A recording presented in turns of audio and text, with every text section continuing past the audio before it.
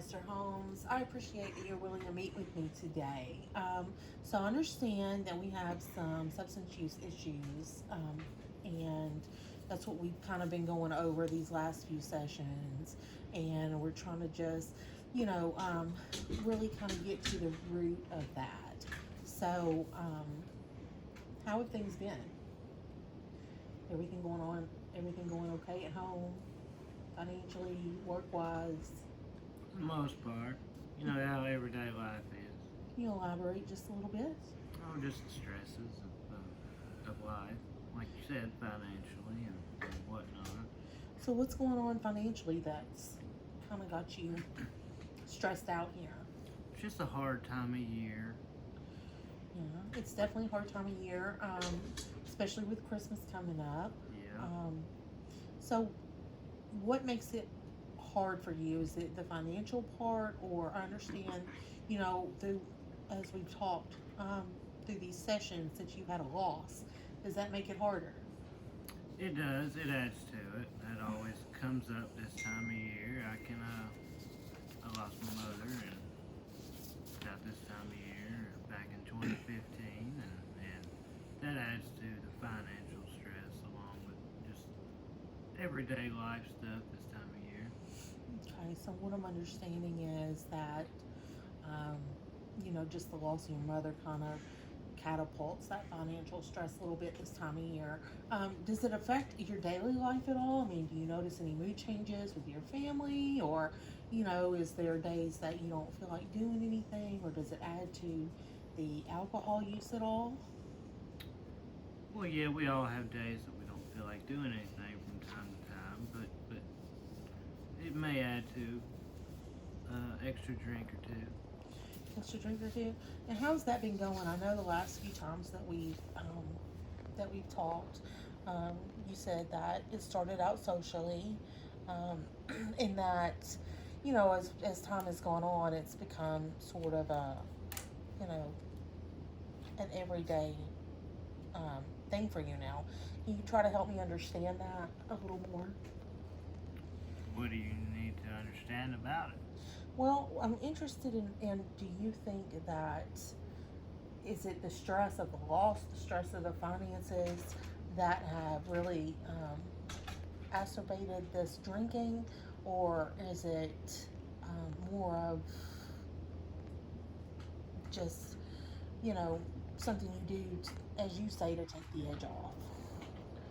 Well, it does take the edge off, and I do use it to, in that aspect. Kind of feel better? Yeah, yeah. Yeah. I mean, but over time, I guess it does become more of a habit as well. So it's more of a habit. How can you tell me? I mean, what does it look like, say, if we were to not drink? What would that day look like to you? Starting, what are your daily habits? Like, what would that change for you?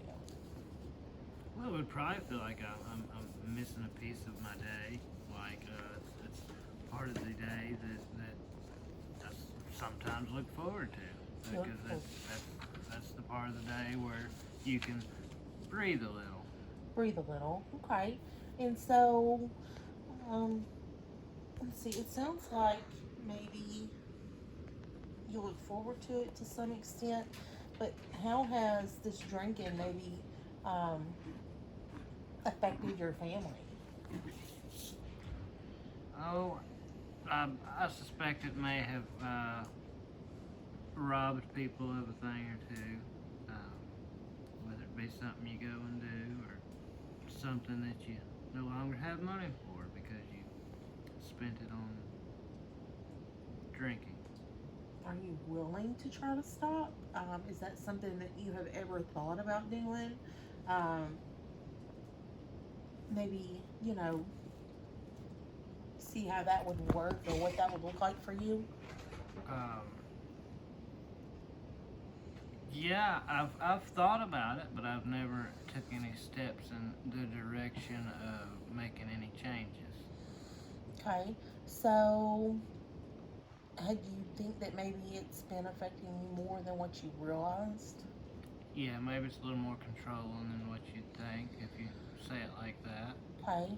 And so, with that being said, give me an example of like how this change could help your family, your daily life, the financial stress. Because obviously, it sounds like this maybe has some bearing on that. I mean, I guess it would ease up maybe a little bit financially. I mean, but I don't know. It may would help a little bit, but like I said, then you also look at that. What you think it's helping you emotionally, maybe that's contradicting itself. So you think you might be ready for a change? Maybe so. Okay. So maybe let's plan some concrete steps towards a goal. So it's my understanding that over the past few years we have made it up to at least a minimum of 3 drinks during the weekday correct. or on the weekend. Um, so maybe let's try to cut that back to start out with. I mean, if we're willing to change, we got to take it slow. And so maybe the goal would be um, figure out what your stressors are, what is making you, want to take the edge off, and go from there and see, so what I would like for you to do, um, maybe is every time that something sets you off, makes you feel stressed out, or somehow makes you feel like you need to drink, I want you to write that down for me. And I want you to bring it to our session, and I want to go over that with you. And so we'll so much not work on, hey, I don't want you to drink right now, but more so what is making you drink? What is the cause of it? And so that's what, I feel like this goal is going to work on, and really kind of what that looks like. Along with cutting it, like you're saying, like as in maybe a little at a time, maybe one drink off of that 2 to 3 a day. Sounds good. And yeah, continue on from there. Yeah, and really just if you had if you had a magic wand and with the wave of a hand everything was exactly the way you wanted, and you were successful in making that change, what would be different? How would your work and life, how would everything be different for you if you could make that change right now? Well, I don't. It would save me.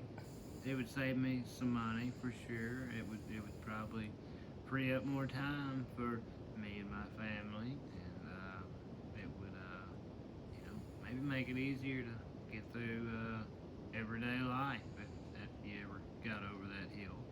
Mm-hmm. So sounds like it's definitely something that you're willing to work towards, and so we will definitely check in and see, um, go from there. So I guess with that being said, um, it looks like it's about time for our session to end. So I'm going to go ahead and get you set up for our next session, okay? All right. Thank you.